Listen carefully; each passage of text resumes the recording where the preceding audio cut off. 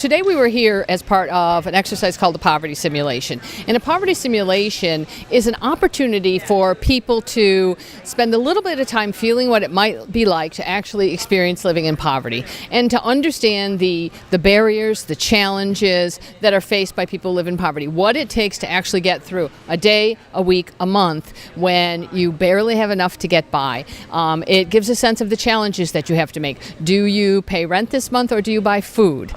You have a health condition, but you can't afford to get to the health care provider because you don't have the bus transportation or you don't have the money for the copay and you need to feed your children. So really what it's intended to do is help us understand that being poor is, first of all, a lot of work. You spend a lot of time just trying to get through your day-to-day experience, and then understanding that often with the best of intentions and all the hard work that you can do, you might not make it, having nothing to do with your own sort of hard work, your own integrity or, work ethic, but the fact that the line was too long and you didn't get to cash your check. Or the fact that, something unexpected happened. Oh my gosh, the car broke down. Somebody broke into my house and all of a sudden I need to repair a window. So really trying to understand that the life of a person who lives in poverty is a life of sort of a tyranny of the moment, trying to figure out how do I get through this moment and hope to God that nothing happens that messes up the next moment. And that's really what it's intended to do, just give us a very brief opportunity to understand, as they titled this,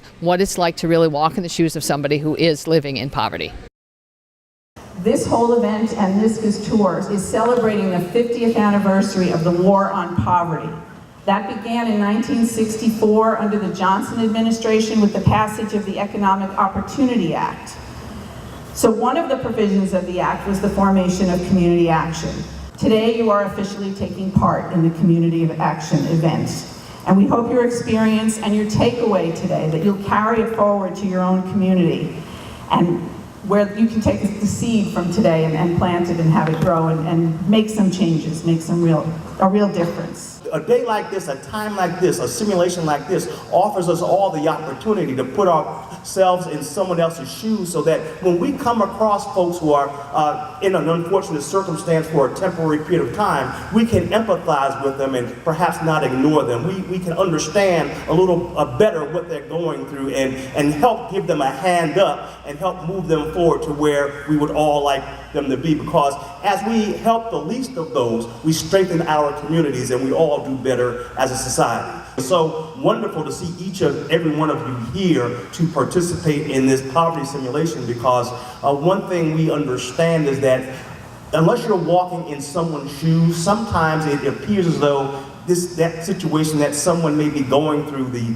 less fortunate situation that they're going through, may not hit home. But once you are able to really internalize that thing and really walk in their shoes, you get a different perspective, a different picture about the obstacles and impediments that folks have in moving from poverty towards self-sufficiency.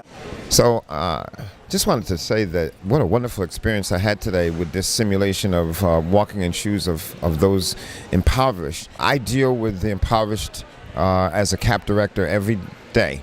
But going through this simulation really opened up the eyes to the frustration, the barriers, and all of that. And so if you're a leader, a politician, a businessman, whoever you are, maybe you need to do this program and have a better sense of poverty and have a better understanding that these individuals and these families need your help. Hi, my name is Stephanie Foxworth. I portrayed an 85-year-old woman named Eunice Yassar, who had her own home and had several people living with her, and they just kind of up and left.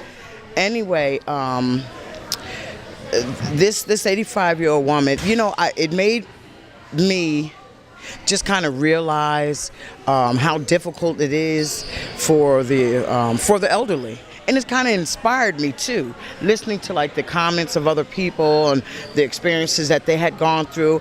It kind of inspired me. It inspired me to do more with our elderly, whether it's helping with groceries or just spending time. And at the same time, it kind of brought me back because some of those stories that I heard were my reality, and but I'm here and I'm thankful, and again I'd say that I am encouraged and just to do more. Okay, the simulation was really good experience. It reminds us, although we do this work on a regular basis, every now and again it's good to take a step back and just see the totality of the issues. So often we blame the victims about what they're not doing, that we've got all these great programs and then not taking advantage of them. We don't recognize how the systems aren't designed to support families all the way, that we expect people who are working that are still in need to go to organizations to get help during those same working hours, and many of them are in jobs that you don't have the luxury of taking off and still having your job or getting paid. We also need, the other thing it helped to recognize is some health issues that result just by living in poverty, not necessarily just what people are doing, the behaviors that they're taking, but the stress that's inherent in living, surviving, or just trying to cope inside an impoverished environment where the system continues to be a burden and also be a source of the stress and the poverty that you're experiencing.